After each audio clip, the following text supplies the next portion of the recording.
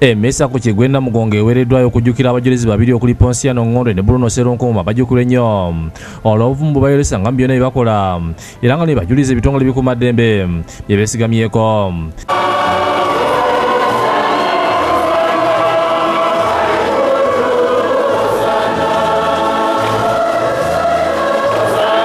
Ebitongole bikuuma ddembe okuli ekya poliisi n'ekyamakomera be bamu ku betebe misini nga bukulemeddwa omununuzi wa poliisi erwanyisa obutojjo mu ggwanga eya counter terrorism John Nduguse.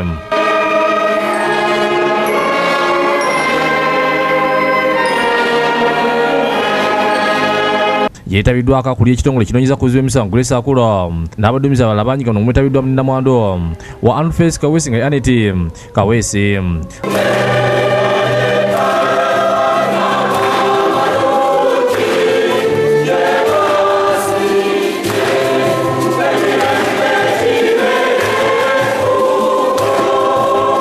Reverend Father Semus avumidde ebikulu by'abantu abamu abavunaanyizibwa obaweebwa ng'ekintu ekikulu sako n'obutaba kyakulabirako kirungi eri bakulembera. Mukama waffe Yesu Kristo ge mawulire agasanyusa newankubadde mu nsi muno abantu baagala nnyo okubika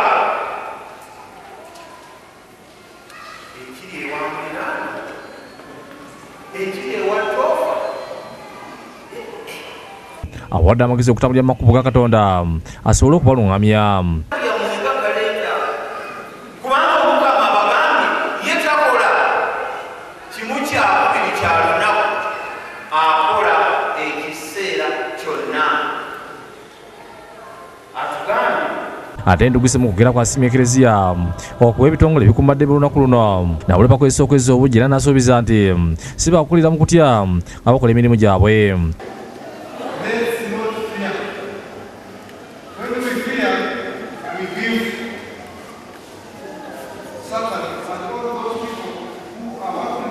Anatole muleterwa nga mutabaganya poliisi n'omuntu wa bulijjo mu Kampala n'emiriraano atangaziza ku mukolo guno gwagambye nti gukolebwa buli mwaka.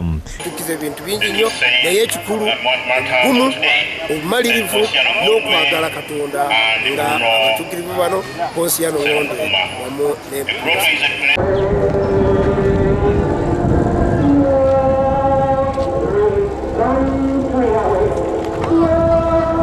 n'Eklezia y'entiira kigobwa nayo bakozesa olunaku lw'empuliziganya n'okujjukira Kaweesi bye yakola.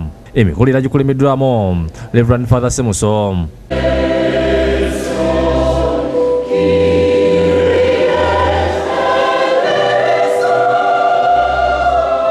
Okusaba kwetabiddwa akamyu ka Vision Group Javez Ndalebo bannaddiini nga ye maneja wa Central Bank Fabian Kasi bazza abategesi nabo obukadde 5 olw'enteekateeka zino.